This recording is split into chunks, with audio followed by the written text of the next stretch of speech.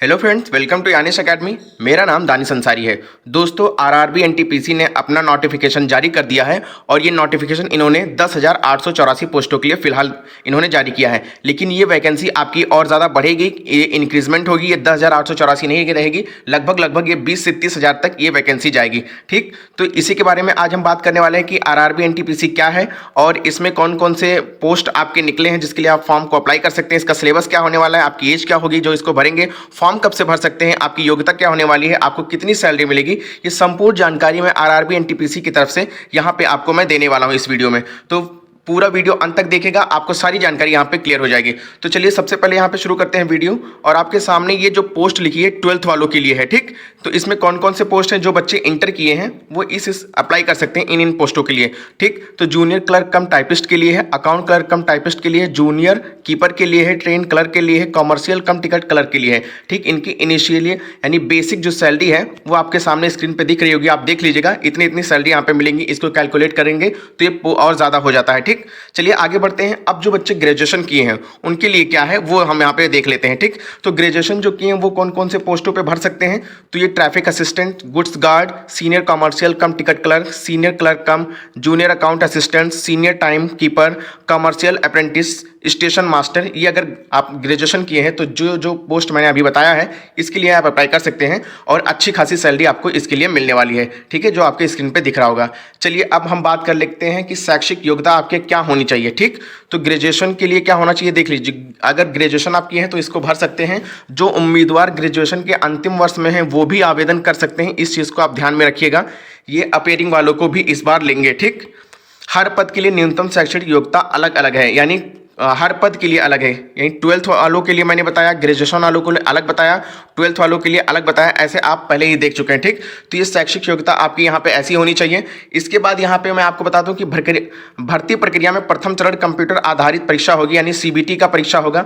2 paper आपके यहाँ पे होंगे, एक सीबीटी फर्स्ट होगा और एक सीबीटी सेकेंड होगा। ठीक, तो यानी आपको एक प्री करके पेपर देना होगा, उसके बाद एक मेंस का पेपर देना होगा और कुछ पोस्टों के लिए यहाँ पे टाइपिंग टेस्ट भी यहाँ पे है। ठीक, तो कुछ पोस्टों के लिए यहाँ पे टाइपिंग टेस्ट है जो कंप्यूटर बेस्ड एप्टीट्यूड टेस्ट होगा, उसको आपको देना पड़ेगा। लेकिन हर बच्चों के लिए नहीं, हर पोस्ट के लिए नहीं है, सिर्फ किसी पोस्ट के लिए टाइपिंग टेस्ट के लिए आपको यहाँ पे जाना पड़ेगा।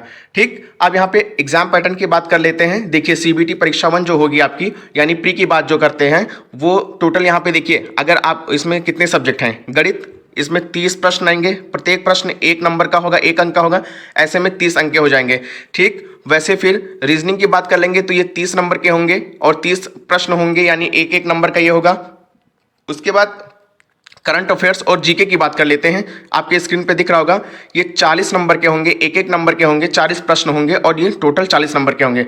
आपको समय कितना दिया जाएगा, तो इसमें आपको 90 मिनट का यहाँ पे समय दिया जाएगा। ठीक, यानी टोटल जितने भी आपके प्रश्नों की संख्या है वो कितनी है, 100 है और 100 नंबर के ही हैं और 100 इसमें प्रश्न हैं। ठीक, इसमें नेगेटिव मार्किंग भी है, उसको भी आगे चल के मैं बताऊंगा आपको। चलिए, तो सीबीटी फर्स्ट हो गया। अब सीबीटी 2 के लिए बात कर लेते हैं। RRB NTPC exam pattern 2024 CBT 2 के लिए बात करते हैं। ठीक, तो यहाँ पे भी जो आपका रहेगा वो गणित का 35 क्वेश्चन देखने को मिलेंगे, 35 अंक के होंगे। फिर उसके बाद रीजनिंग के 35 क्वेश्चन होंगे, ये भी 35 नंबर के होंगे।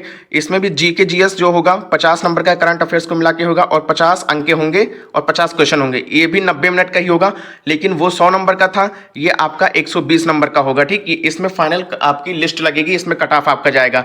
वो एक क्वालिफाइंग नेचर सीबीटी फर्स्ट है और सीबीटी 2 में आपको अच्छे खासे मार्क्स लाने होंगे, तभी आपका यहाँ पे सिलेक्शन होगा।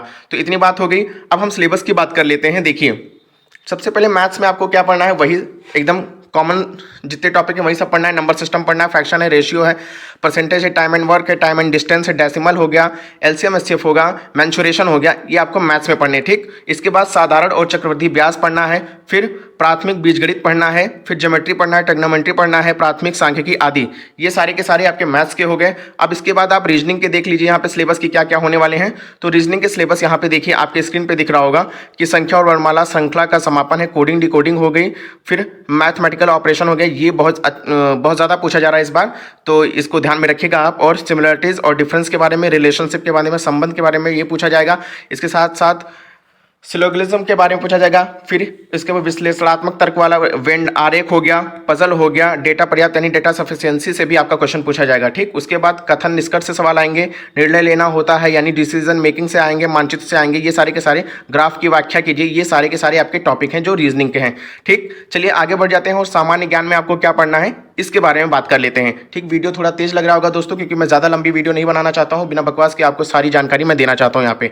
तो यहाँ पे बात कर लेंगे, आगे बढ़ते हैं। देखिए, राष्ट्रीय और अंतर्राष्ट्रीय महत्व की यानी घटनाएं पढ़ने हैं आपको, ये करंट अफेयर्स का हो गया। ठीक, इसमें क्या पढ़ना है, खेलकूद पढ़ना है आपको, भारत की कला संस्कृति पढ़ना है, भारतीय साहित्य पढ़ना है। मेरी बात मानिएगा कि स्टैटिक के जितने भी पोर्शंस है उसको आप कंप्लीट कर लीजिएगा, और उसके साथ साथ करंट अफेयर्स की तैयारी कर लीजिएगा। इतना अगर आप जीके में करेंगे तो बहुत अच्छे मार्क्स यहाँ पे कर पाएंगे। भारत के स्मारक और स्थान हो जाएंगे।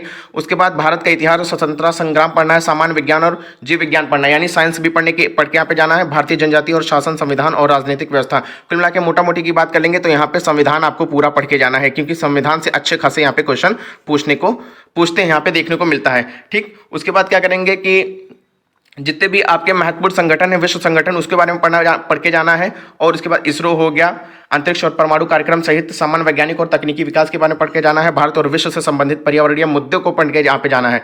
ठीक, उसके बाद बेसिक और कंप्यूटर अनुप्रयोगों की मूल बातों के यहाँ पे पढ़ के जाना है आपको। उसके बाद क्या करेंगे,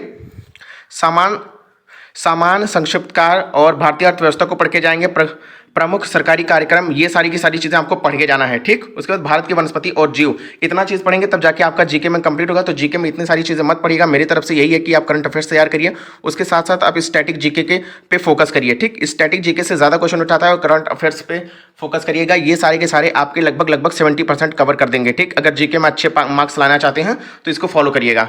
चलिए आगे बढ़ते हैं। देखिए, इसमें निगेटिव मार्किंग तो है भाई। ठीक, पेपर बहुत अच्छे क्वालिटी का होगा और इसमें निगेटिव मार्किंग 1/3 का निगेटिव मार्किंग है। ठीक, अगर आप 3 क्वेश्चन करते हैं तो आपका 1 नंबर यहाँ पे कटेगा।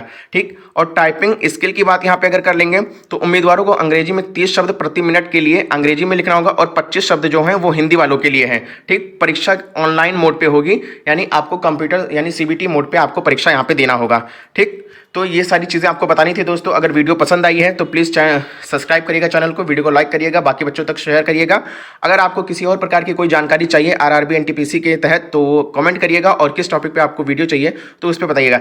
हमारे इस चैनल पे दोस्तों आपको एजुकेशन टिप्स दिए जाते हैं और एजुकेशन अपडेट के तौर पर दिए जाते हैं, तो इसके लिए आप हमारे चैनल को सब्सक्राइब कर सकते हैं। चलिए दोस्तों, मिलते हैं अगले क्लास में, तब तक के लिए जय हिंद, नमस्कार।